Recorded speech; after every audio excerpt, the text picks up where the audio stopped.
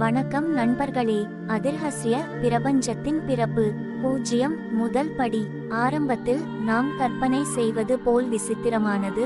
பிரபஞ்சத்திற்கு எந்த வடிவமும் இல்லை. அனைத்தும் வெறுமையாகவும் உயிரற்றதாகவும் முட்டாள்தனமாகவும் உள்ளன. இதை முதன்மை வெற்றிடம் என்று அழைக்கலாம். இந்த வெற்றிடத்தில் சில சிறப்பு சக்தி, அதிர்ஷ்டம் அல்லது சில தனித்துவமான சக்தி உள்ளது. வெற்று என்பது எந்த ஒரு உடல் பொருள், ஆற்றல் அல்லது நேரம் இல்லாத நிலை. ஆனால் இந்த வெற்றிடத்தில் ஒரு கண்ணுக்கு தெரியாத சக்தி, ஒரு நிச்சயமற்ற சக்தி, ஒரு நிலையற்ற சக்தி பதுங்கியிருக்கிறது. பிக் பேங் முதல் கதிர். அப்போதுதான் நீண்ட மௌனம் கலைந்து ஒரு அற்புதமான நிகழ்வு நடந்தது. இதுவே பெருவெடிப்பு என்று அழைக்கப்படும் வெடிப்பு. இந்த நிகழ்வு மிகச்சிறியதாக தொடங்கியது மற்றும் பிரபஞ்சத்தை அதன் முழு ஆற்றலுடனும் விரிவுபடுத்தியது. பிக் பேங் சுமார் 13.8 பில்லியன் ஆண்டுகளுக்கு முன்பு நடந்தது. இந்த வெடிப்பின் தொடக்கத்தில் பிரபஞ்சம் அணு அளவில் இருந்தாலும் சில நொடிகளில் விரிவடைய தொடங்கியது. இந்த விரிவாக்கம் பல்வேறு ஆற்றல்களையும் பொருட்களையும் உருவாக்கியது. பல அணுக்கள், நட்சத்திரங்கள் மற்றும் விண்மீன் திரள்கள் ஒளி, வெப்பம் மற்றும் வலுவான சக்திகளால் பிறந்தன. சிறப்பு சக்தி. பிக் பேங்கின் போது உருவாக்கப்பட்ட முதல் ஆற்றல் ஒளி. இந்த ஒளி கோடுகள் வெற்றிடத்தை துளைத்து எல்லா திசைகளிலும் பரவின. இதையொட்டி இந்த ஒளி மற்ற ஆற்றல்களுடன் இணைந்த பிரபஞ்சத்தின் முதல் பொருட்கள், வெப்பம் மற்றும் இறுதியில் அணு துகள்களை உருவாக்கியது. பொருட்களின் பிறப்பு. பெருவெடிப்புக்கு பிறகு பிரபஞ்சத்தில் உருவான முதல் தனிமங்கள் ஹைட்ரஜன் மற்றும் ஹீலியம் ஆகும்.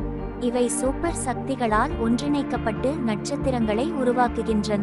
நட்சத்திரங்கள் பிரம்மாண்டமான இயக்கம், ஈர்ப்பு விசை ஆகியவற்றை காட்டுகின்றன, மேலும் விண்மீன் திரள்கள் உருவாக காரணமாகின்றன. பிரபஞ்சத்தின் விரிவாக்கம். பிக் பேங்கிலிருந்து பிரபஞ்சம் தொடர்ந்து விரிவடைந்து வருகிறது. இந்த விரிவாக்கத்தில் பல விண்மீன் திரள்கள், நட்சத்திரங்கள், கருந்துளைகள் மற்றும் பிற ஆற்றல் மிக்க பொருட்கள் உருவாகின. இன்றும் இந்த விரிவாக்கத்தை நாம் அவதானிக்கலாம். பிரபஞ்சத்தின் பிறப்பு ஒரு அதிசயம். ஒன்றுமில்லாமல் தொடங்கிய இந்த பயணம் வெடிப்பில் ஆரம்பித்து படைப்பு விரிவடைந்தது. பெருவெடிப்பு என்பது பிரபஞ்சத்தின் முதன்மையான அடித்தளமாகும். இந்த வெடிப்பு ஒளி, ஆற்றல் மற்றும் பொருள் கொண்ட அனைத்து உயிர்களுக்கும் தளத்தை உருவாக்கியது. அந்த முதல் கதிரின் விளைவுதான் தற்போதைய பிரபஞ்சம். காஸ்மிக் வெடிப்பு. பெருவெடிப்புக்கு பிறகு பயணம். பிரபஞ்சத்தின் விரிவாக்கம். பெருவெடிப்பு என்பது ஒரு வெடிப்பு மட்டுமல்ல, அது முழு பிரபஞ்சத்தின் தொடக்கமாகும். பெருவெடிப்புக்கு பிறகு பிரபஞ்சம் மிக வேகமாக விரிவடைந்தது. இந்த விரிவாக்கம் மிக இளம் வயதிலேயே பல ஆயிரம் ஒளியாண்டுகளுக்கு மேல் விரிவடைய தொடங்கியுள்ளது. இந்த நேரத்தில் ஒளி, ஆற்றல் மற்றும் பொருள் விண்வெளியில் அனைத்து திசைகளிலும் பரவியது. கடந்த 13.8 பில்லியன் ஆண்டுகளில் இருந்து இந்த விரிவாக்கம் தொடர்கிறது.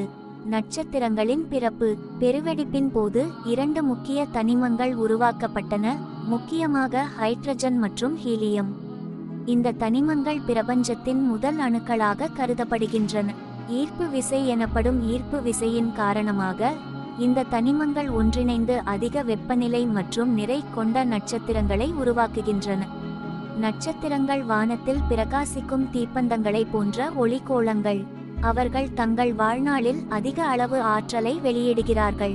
இந்த ஆற்றல் மற்ற நட்சத்திரங்கள் மற்றும் விண்மீன் திரள்களின் உருவாக்கத்திற்கான தூண்டுதலாகும். கேலக்சிகள், நட்சத்திரங்களின் கொத்துகள். பிரபஞ்சத்தின் விரிவாக்கத்தின் போது பல நட்சத்திரங்கள் குழுக்களாக ஒன்றிணைந்து விண்மீன் திரள்கள் அல்லது வான கும்பல்களை உருவாக்குகின்றன. ஒரு விண்மீன் என்பது நட்சத்திரங்கள், கோள்கள் மற்றும் பிற வான பொருட்களின் குழு. ஒவ்வொரு விண்மீனும் ஒரு வட்டத்தில் சுழலும் இயக்கத்தில் உள்ளது. பால்வீதி, நமது விண்மீன், ஆண்ட்ரோமிடா மற்றும் பல விண்மீன் திரள்கள் பிரபஞ்சத்தில் பிரபலமானவை. கருந்துளைகள், எல்லையற்ற ஆற்றல் மையம். விண்மீன் திரள்கள் மற்றும் நட்சத்திரங்களுக்கு இடையில் மேலும் ஒரு கடல் கருதப்படலாம். இவை கருந்துளைகள். கருந்துளைகள் பிரபஞ்சத்தின் மிகவும் சக்தி வாய்ந்த மையங்கள். இறக்கும் நட்சத்திரங்களின் ஆற்றல் மிக்க சீர்திருத்தங்களால் இவை ஏற்படுகின்றன. கருந்துளைகளின் ஈர்ப்பு விசை மிகவும் வலுவானது. அவற்றின் அருகில் வரும் எந்தவொரு பொருளும் அல்லது ஆற்றலும் தப்பிக்க இயலாது. கருந்துளைகள் விண்வெளியில் உள்ள அனைத்து பொருட்களையும் ஈர்த்து அதை தங்கள் துறையில் ஒன்றாக இழுக்கின்றன. பல விண்மீன் திரள்களுக்கு இடையில் மிகப்பெரிய கருந்துளைகள் உள்ளன. அவை விண்மீன் திரள்களின் மையத்தில் இருப்பதாக கருதலாம். பிரபஞ்சத்தின் அமைப்பு. இவ்வாறு பெருவெடிப்புக்கு பிறகு நட்சத்திரங்கள், விண்மீன் திரள்கள் மற்றும் கருந்துளைகள் அனைத்தும் ஒரே ஆற்றல்மிக்க நிகழ்விலிருந்து தோன்றின. இந்த நிகழ்வு இடம் மற்றும் நேரம் என்ற இரு பரிமாணங்களை உருவாக்கி முழு பிரபஞ்சத்தையும் முன்னோக்கி செலுத்தியது. பிரபஞ்சத்தின் இந்த விரிவாக்கம் இன்னும் நடந்து கொண்டிருக்கிறது. ஒவ்வொரு கணமும் பிரபஞ்சம் புதிய வடிவங்களை உருவாக்குகிறது. நாம் வாழும் பிரபஞ்சம் தொடர்ந்து நகரும் மற்றும் விரிவடையும் இடம். இன்னும் இந்த விரிவாக்கம் எப்படி நடக்கிறது, எங்கு செல்கிறது என்பதை நாங்கள் இன்னும் ஆராய்ந்து வருகிறோம். பூமி பிரபஞ்சத்தில் ஒரு சிறப்பு கிரகம். அண்ட விரிவாக்கத்தில் பூமியின் பிறப்பு. பிரபஞ்சத்தின் விரிவாக்கத்தில் ஈர்ப்பு எனப்படும் ஈர்ப்பு விசை முக்கிய பங்கு வகித்தது. ஈர்ப்பு விசையின் காரணமாக நட்சத்திரங்கள் மற்றும் பிற வான உடல்கள் ஒரு குறிப்பிட்ட வரிசையில் விண்மீன் திரள்களில் உருவாகின்றன மற்றும் அனைத்து படைப்புகளும் ஒரு சமநிலையான ஆற்றலாக மாறும். நட்சத்திரங்களைச் சுற்றியுள்ள அதிகபட்ச நிறை மற்றும் ஆற்றல் காரணமாக கிரகங்கள் உருவாகின்றன. கிரகங்கள் நட்சத்திரங்களைச் சுற்றி வருகின்றன, மேலும் அவர் பூமி கிரகம் சுமார் 4.5 பில்லியன் ஆண்டுகளுக்கு முன்பு பிறந்தது. பூமியின் முதல் வடிவம் முதன்மையாக ஹைட்ரஜன், ஹீலியம் மற்றும் வேறு சில தனிமங்களின் கலவையிலிருந்து உருவானது.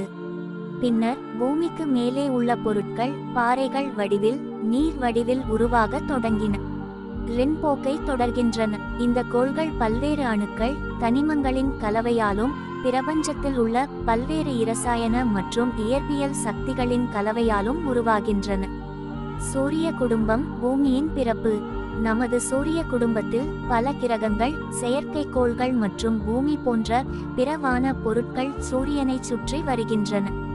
சூரியனின் ஈர்ப்பு விசையுடன் இந்த கிரகங்கள் ஒரு குறிப்பிட்ட வழியில் சூரியனை சுற்றி வருகின்றன. நிலத்தின் தனித்தன்மை. பூமி கிரகம் பிரபஞ்சத்தில் தனித்துவமானது, ஏனெனில் அது உயிரினங்களின் புரவலன். சூரியன் அதன் அதிகபட்ச தூரத்தில் இருப்பதால் பூமியில் நீர், காற்று மற்றும் உயிர் போன்ற தனிமங்கள் உருவாகலாம். பூமியில் தண்ணீர் இருப்பதால் உயிர்கள் செழிக்க முடிந்தது. உயிர்கள் இருப்பதற்கு பூமியில் ஈர்ப்பு விசையும் அவசியம். இந்த ஈர்ப்பு விசையால் பூமியில் காற்று மண்டலம் உருவாகி வாழும் வளிமண்டலம் உருவானது. பூமி கிரகம் பிரபஞ்சத்தில் ஒரு தங்க பூமத்திய ரேகையில் அமைந்துள்ளது. இது சூரியனிடமிருந்து வெப்பம், ஆற்றல் மற்றும் ஒளியின் சீரான அளவை பெறுகிறது. விண்மீன் திரள்கள் மற்றும் பூமியின் ஆற்றல். பால்வெளி மண்டலத்தில் பல நட்சத்திரங்கள் மற்றும் கிரகங்கள் உள்ளன, ஆனால் பூமி மட்டுமே வாழ்க்கைக்கு முதிர்ச்சியடைந்ததாக அறியப்படுகிறது. புவியீர்ப்பு, இரசாயன சக்திகள் மற்றும் சூரியனின் ஒளிர்வு ஆகியவை பூமியின் வாழ்க்கைக்கான தனித்துவமான சூழலை உருவாக்க அனுமதிக்கின்றன. பூமி கிரகம் பல்வேறு வகையான வாழ்க்கை வடிவங்கள், வெவ்வேறு தட்பவெப்பநிலைகள் மற்றும் அற்புதமான இயற்கையுடன் ஒரு உலகமாக உருவாகியுள்ளது. இந்த பிரபஞ்சத்தில் பூமி ஒரு அற்புதமான மற்றும் தனித்துவமான கிரகம். விண்மீன் ஆற்றல், ஈர்ப்பு மற்றும் இரசாயன சக்திகளின் செல்வாக்கின் கீழ் பூமி பிறந்தது. பிரபஞ்சத்தில் உள்ள பல கிரகங்களில் பூமியும் ஒன்று, ஆனால் அது மட்டுமே வாழும் இடமாக, அற்புதமான உலகமாக வளர்ந்துள்ளது. பிரபஞ்சம் பிறந்தது முதல் பூமியின் பிறப்பு வரை உங்கள் கண் முன்னே வைக்கப்பட்ட இந்த காணொளியை நீங்கள் எப்படி உணர்ந்தீர்கள் என்பதை கமெண்ட் வடிவில் தெரிவிக்கவும். நீங்கள் எங்கள் சேனலுக்கு குழு சேரவில்லை என்றால் இப்போதே குழு சேரவும், பெல் சின்னத்தை கிளிக் செய்யவும். நாங்கள் இடுகையிடும் ஒவ்வொரு வீடியோவும் உங்களுக்கு அறிவிப்பை பெறும். இந்த வீடியோவை பார்த்ததற்கு நன்றி.